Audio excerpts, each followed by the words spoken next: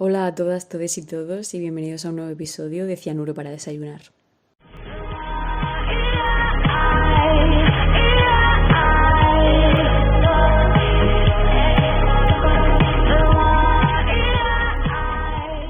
Cianuro para desayunar, un freestyle podcast. También hay talio para cenar. En este episodio vamos a hablar de un tema que me interesa muchísimo. Bueno, en realidad de dos temas, pero que al fin y al cabo van a converger. Una de ellas es la moda, porque como probablemente sabréis, la moda forma una parte enorme y súper importante de mi vida y me parece una de las formas más únicas y bonitas de autoexpresión. Y la otra es un tema social que también me interesa bastante, pero que no veo cubierto lo suficiente en periódicos, revistas o redes sociales, por lo menos no en español.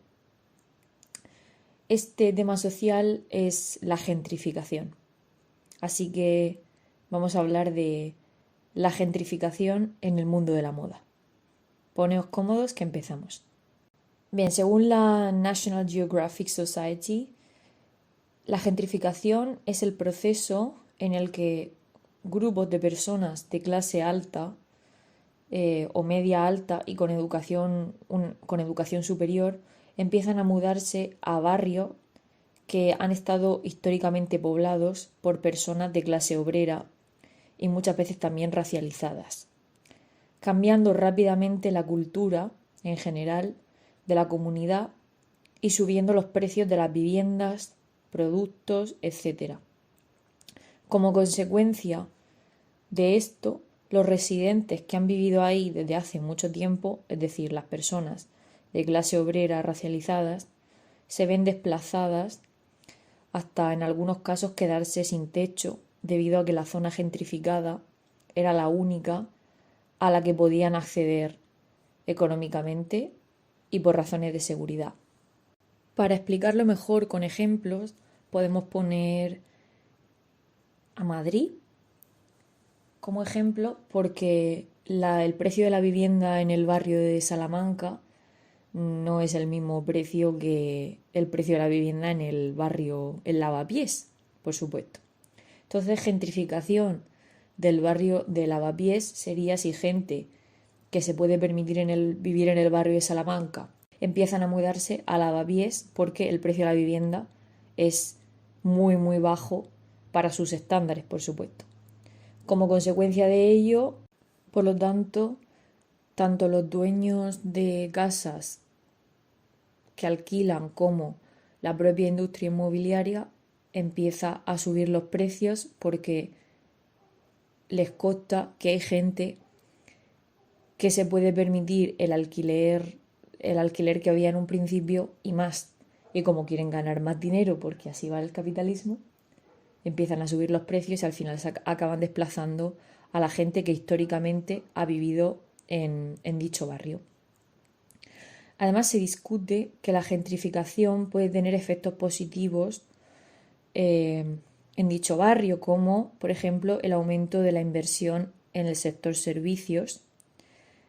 Pero realmente hay que preguntarse por qué es esto. Desde finales de los años 40 en Estados Unidos se ha conducido a las personas de color a barrios y después el propio gobierno ha marginalizado dichos barrios mediante la práctica del redlining, que es el acto de negar servicios o negar la inversión de dinero en barrios de clase obrera, por lo que al final las infraestructuras se van empobreciendo cada vez más. Por lo tanto, los propios residentes no tienen realmente la culpa, los residentes de clase obrera no tienen la culpa de que haya una falta de inversión en sus barrios. Eso debería ser tarea del gobierno, aunque por supuesto estamos hablando de Estados Unidos y Estados Unidos es harina de otro costal. He puesto antes un ejemplo hipotético con la ciudad de Madrid, pero si queremos hablar del ejemplo por excelencia de gentrificación, es Hawái.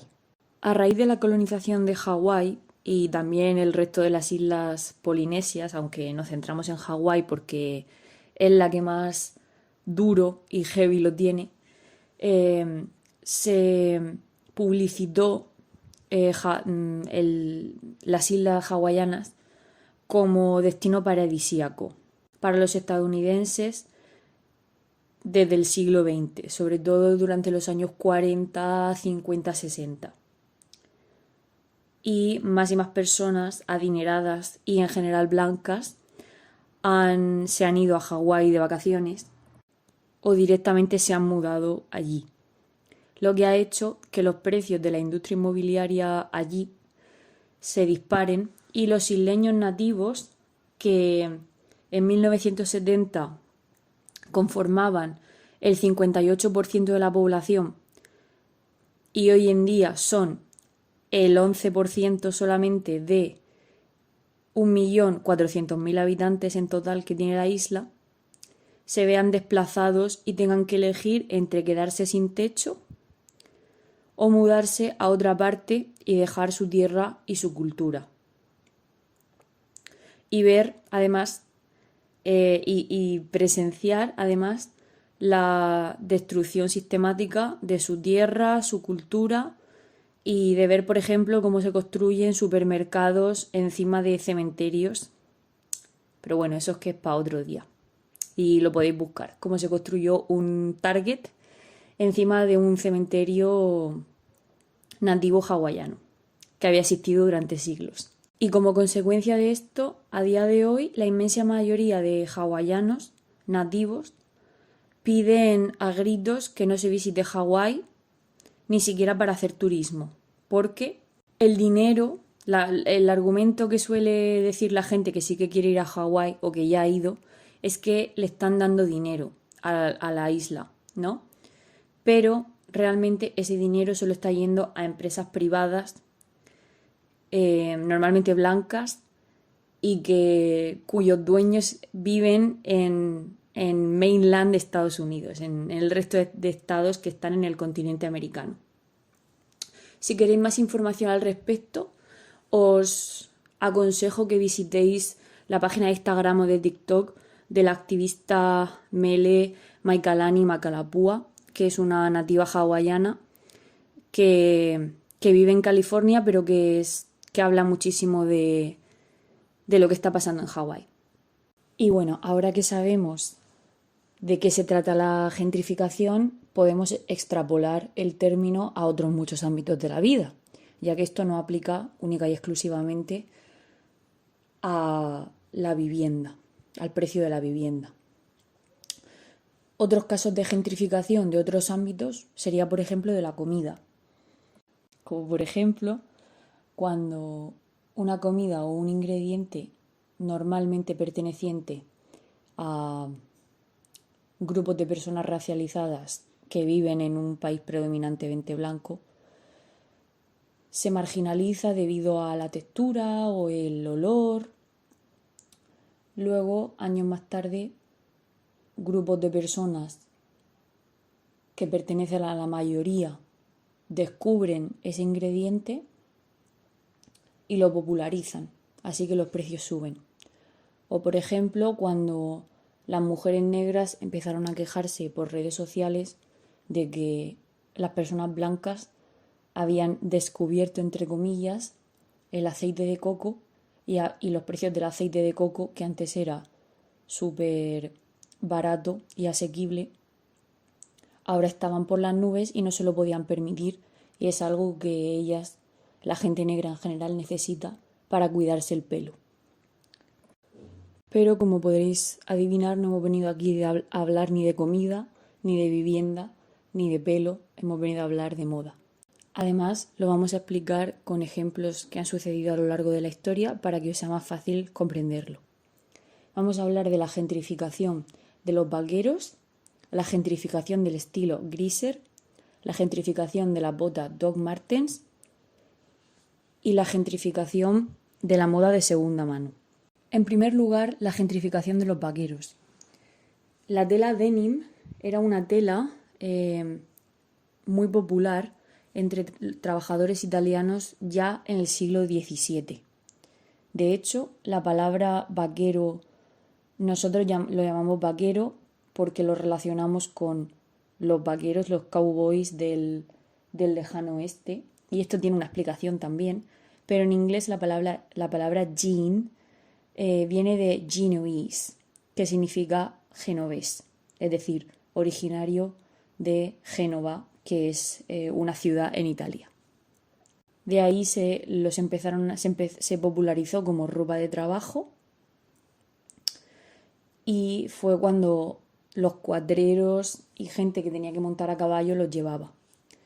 Continuaron siendo ropa de trabajo durante la gran parte del siglo XX porque eran baratos y era una tela muy dura que resistía muy bien a los rasguños, etc. Y ya en los años 50 se convirtieron en un icono de la rebelión juvenil, y de eso hablaremos más tarde. Y ya en los años 70 era una prenda básica casual, que ya la llevaba muchísima más gente. Porque hasta ese momento era una prenda que simbolizaba, era prácticamente un equivalente con la clase trabajadora, y no era socialmente aceptable que se llevaran vaqueros fuera del ámbito de trabajo.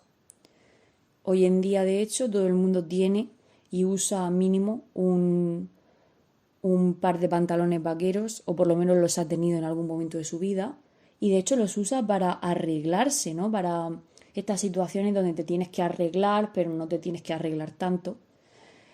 Así que es muy irónico, como podéis ver, estamos utilizando para arreglarnos lo que una vez se relacionó con la pobreza y con el trabajo manual. De una forma muy similar tenemos el estilo Greaser. Todo el mundo lo conocemos. Chupas de cuero, vaqueros, cigarrillos, el peinado pompadour y coches súper rápidos. Se popularizó internacionalmente gracias a la película Grease, que por cierto es una de mis películas favoritas, y este fue el estilo propio de una subcultura juvenil durante los años 50 y 60. Para empezar, la palabra greaser empezó como un término racista y xenófobo que los estadounidenses blancos anglosajones utilizaban en el siglo XIX para denominar a hispanos y gente del sur de Europa en general, ya que en el siglo XIX en Estados Unidos no se consideraba a la gente del sur de Europa, es decir, griegos, italianos, españoles, portugueses, etc., gente blanca. Durante la Segunda Guerra Mundial e inmediatamente después de esta, hubo un resurgimiento de bandas criminales y de clubs moteros.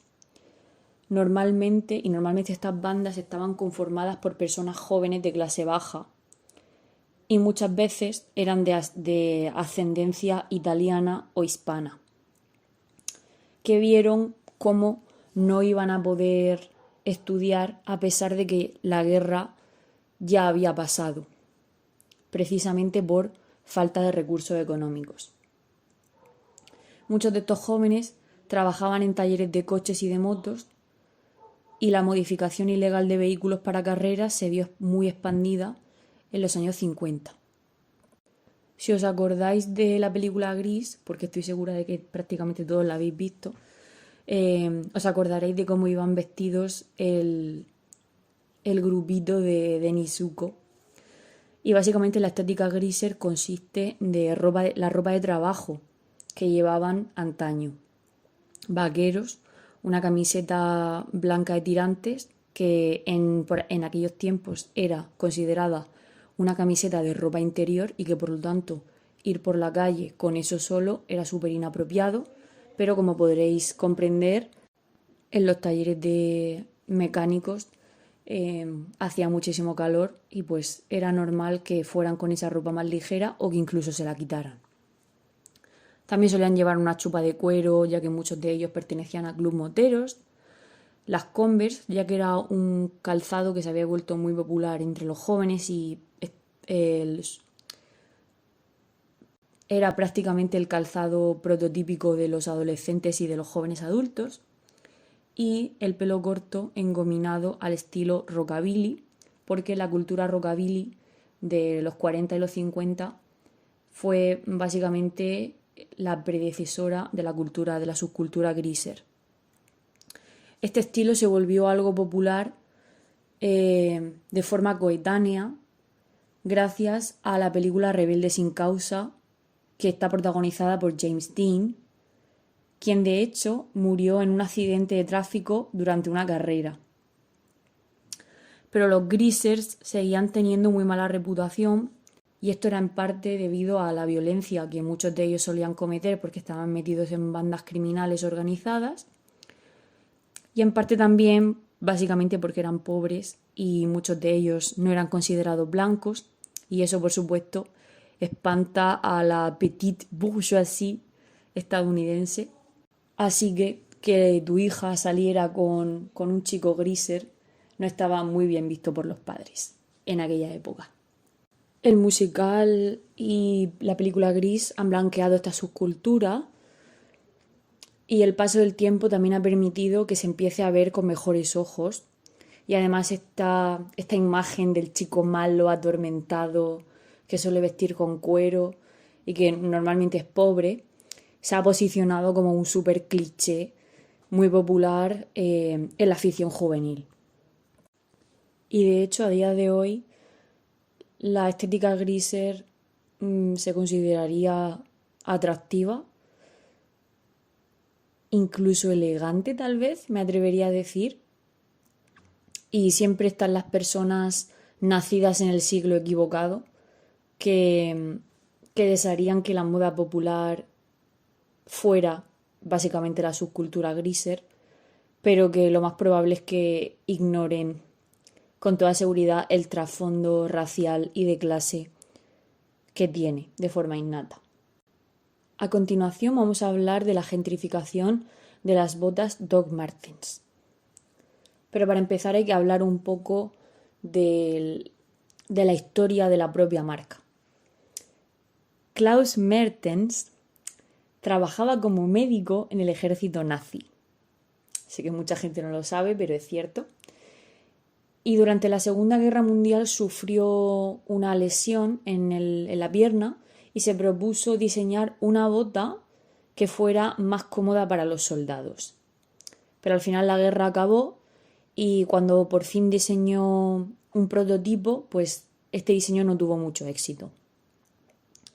Más tarde el grupo R. Griggs, que es un grupo que tiene varias marcas de zapatos, le compró la patente y mejoró el diseño. Abrió varias fábricas en el Reino Unido y básicamente así nacieron las Dr. Martens, una bota que fue increíblemente revolucionaria por su comodidad, porque tenía una cámara de aire y refuerzo.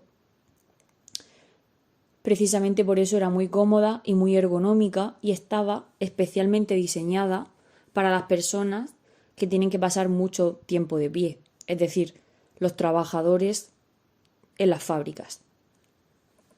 Y así fue durante más de 20 años.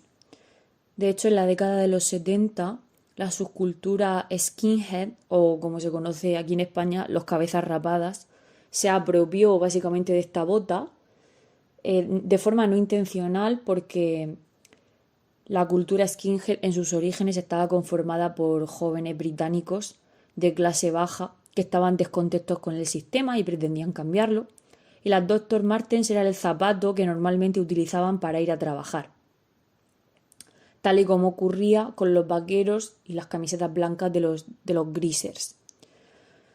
Y la imagen de los skinheads con las botas se hizo tan icónica que hasta hace algunos años la marca y el estilo de la bota Dr. Martens se asociaba casi única y exclusivamente a este colectivo. Además, hubo muchos grupos neonazis que se apropiaron de esta cultura skinhead y como tal de su estética, y se crearon códigos de atado de las cordoneras, en inglés code lacing.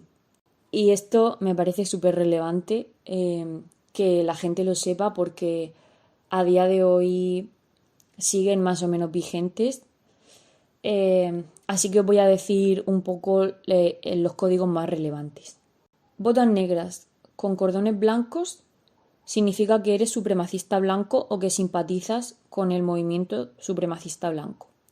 Botas negras con cordones rojos significa que eres supremacista blanco pero que además has derramado sangre por este movimiento.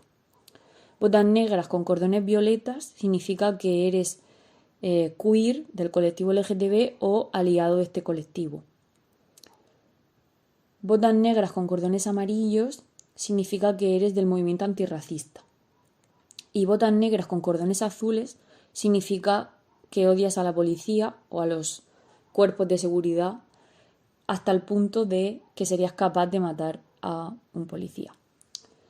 Como ya he dicho, estos códigos siguen vigentes hoy en día y es importante respetarlos y estar al tanto sobre ellos, primero para no asociarte con movimientos peligrosos, ni por supuesto que te asocien, ya que hay ciertos grupos, la cultura skinhead ya no está tan viva como hace 50 años, pero sí que hay ciertos grupos, sobre todo en Estados Unidos y en el Reino Unido, pero hay ciertos grupos que suelen dar palizas a quienes vean con botas con cordones de ciertos colores, o incluso en manifestaciones la policía podría arrestar a gente con los cordones, por ejemplo, azules. Así que es muy importante saberlo. Lo más seguro es llevar botas negras con cordones negros, que significa que eres completamente neutral o que no te asocias a ningún movimiento político. Cuando el movimiento skinhead y punk murió, o por lo menos se redujo bastante, en los 90 el grunge se apropió de las botas Dr. Martens y a partir de ahí se hicieron más mainstream. Y con ello su precio ha ido disparándose con los años, aunque en 2003 es cierto que la marca estuvo a punto de ir a quiebra. Al salir al mercado en 1960 se vendían por 2 libras, que a la conversión de la moneda y sumándole la inflación que ha habido a lo largo de 60 años, serían equivalentes a unos 50 euros hoy en día. Y a la fecha de la realización y grabación de este episodio, el modelo 1460, que es la bota original Dr. Martens, el primer prototipo, vale en 199, que es literalmente el cuádruple de lo que valían hace 62 años. Y a continuación vamos a hablar de la gentrificación de la ropa de segunda mano. La moda es cíclica, eso tenemos que tenerlo presente porque es así. Y las tendencias normalmente se suelen reaparecer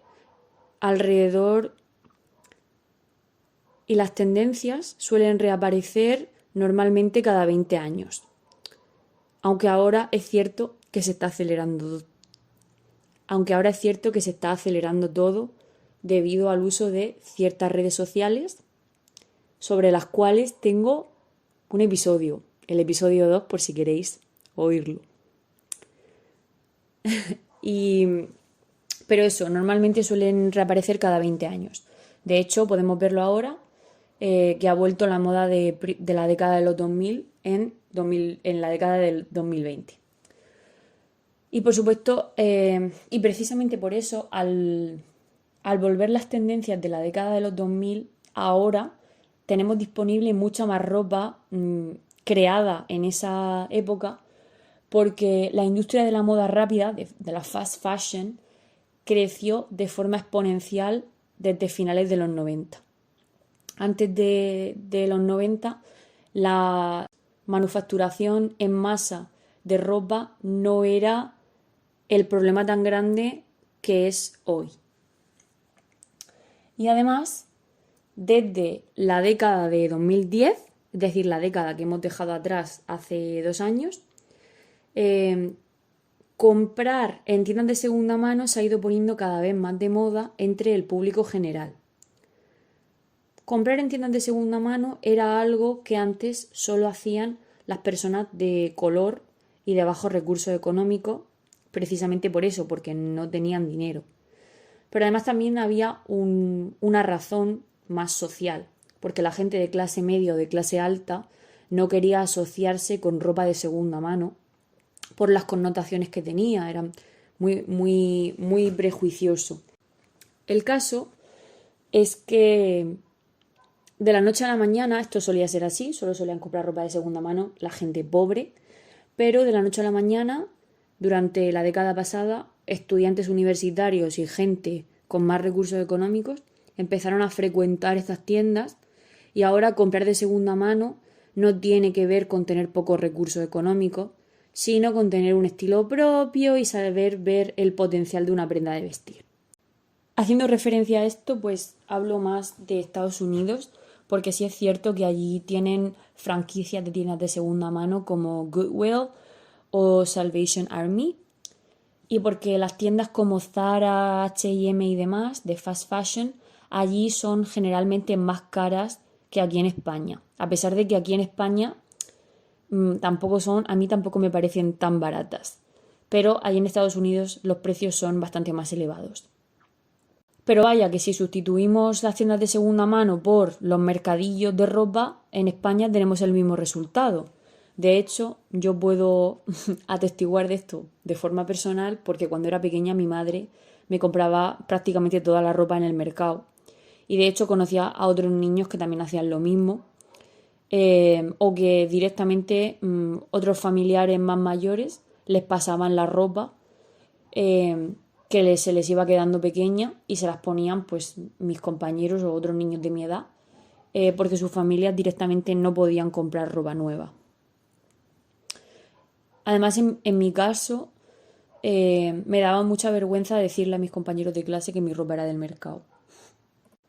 Básicamente porque pensaba que comprar ropa nueva en una tienda como Stradivarius o Bershka ya te daba cierto nivel social. Y eso lo pensaba yo con 7, 8 o 9 años, lo cual es muy heavy si me preguntas.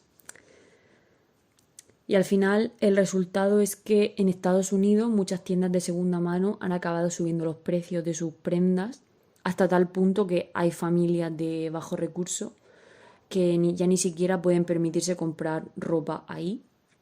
Y en España hay un puñadito de pijos que han estado en contacto temprano con la cultura estadounidense, bien porque han estado allí o bien porque han estado chronically online, como me ha pasado a mí, que se han embarcado a abrir sus propias tiendas vintage, donde la ropa suele venderse por kilos y que además suele salirte más cara que en una tienda de ropa rollo H&M. Pero si eso ya no fuera suficiente gentrificación, además tenemos a gente que se dedica a ir de caza, porque no hay otra forma de llamarlo, por todas las tiendas de segunda mano de su zona para luego revenderla en sitios online como Depop o Poshmark, que si no los conocéis pues son sitios online. En general el público que navega por esas webs suele ser estadounidense o británico, pero bueno, también tenemos el caso de Vinted para España, Wallapop, etc. Y básicamente gente que arrasa con todo en las tiendas de segunda mano y luego lo revende por precios desorbitados. Yo he comprado en tiendas como Goodwill en Estados Unidos y normalmente la ropa, todas las prendas suelen estar entre $1 y $10 la prenda. Y si es barata a estándares españoles, pues es baratísima a estándares estadounidenses porque la ropa suele ser bastante más cara.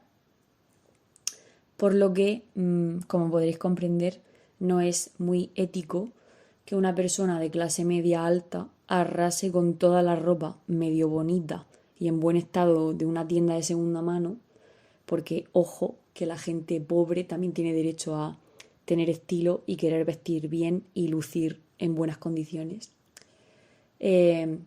Pague por esa ropa en tienda máximo $50 por $50 por 100 prendas de ropa y luego lo revenda a otros pijitos en Depop a €50 la prenda de ropa y se haga de oro básicamente.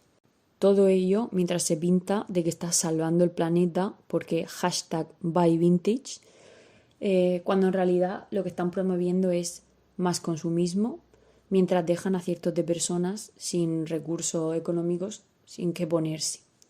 Además hay gente con la cara lo suficientemente dura como para justificar esos precios tan desorbitados, diciendo que no solo compran y revenden, sino que transforman las piezas. Que por transformar literalmente quieren decir cortar y coser dos cosas y ponerle alguna calcomanía a una camiseta blanca. Como ejemplo, de hecho, tenemos tiendas vintage como Rogue, que es una tienda de segunda mano en Estados Unidos, que se dedica a vender gorras de segunda mano por $60 y que por supuesto suele atraer a pijitos bohemios, de esos que abundan muchísimo en Nueva York. Esta tienda tiene de especial que utilizan como estrategia de marketing en redes sociales un prototipo de vídeos, y es que ponen a un empleado en la puerta que entrevista a las personas que van a comprar. Le suelen hacer preguntas sobre sus gustos en la moda, suelen hacer minijuegos, y una de las preguntas que más hacen es qué tendencias de moda te gustan más y te gustan menos. Pues todos estos pijos bohemios que suelen ir a comprar a esta tienda, que normalmente van vestidos de pies a cabeza con Balenciaga, tienen la cara dura de decir que la peor tendencia es comprar fast fashion y que si no te puedes permitir ropa sostenible, de marcas sostenibles, que literalmente vayas y compres de segunda mano. Walk me through your fit and tell me how much everything costs. Skirt I got from an estate sale. It's Acris. It was $0. Skechers that are a Velcro moment. I got these at Goodwill for probably like $9. Value Center in the Valley. One of the best places to thrift. 2010 Balenciaga City Bag off Poshmark for maybe $200. From the 90s, under $100. Sunglasses are giving Balenciaga. What's your least favorite fashion trend right now? Fast fashion is always my least favorite fashion trend. That's a big thing during Fashion Week. Everyone's wearing something different every 5 seconds. Rewear. It's the sexiest thing you can do. We love outfit repeating. I've been an outfit repeater since 3rd grade. Lo siento, pero si puedes permitirte gastarte $200 en un bolso vintage de marca, no creo que tengas derecho a decirle a nadie lo que debe comprar, si debe comprar o no fast fashion o no. En fin, que me apetece hacer este episodio, aunque sea cortito, porque me parece que es un tema súper importante y del que necesitamos hablar más, porque evidentemente los únicos problemas en el mundo de la moda, los únicos problemas sociales en el mundo de la moda no es el consumismo tan descarado que literalmente todas las clases sociales tenemos, sino también pues temas como la gentrificación, porque al fin y al cabo todo el mundo tiene derecho a vestirse bien y a lucir bien y a sentirse guapo. Y nada, espero que hayáis aprendido con este episodio. Hasta aquí el episodio de hoy y nos vemos en el siguiente. Adiós. Cianuro para desayunar, un freestyle podcast.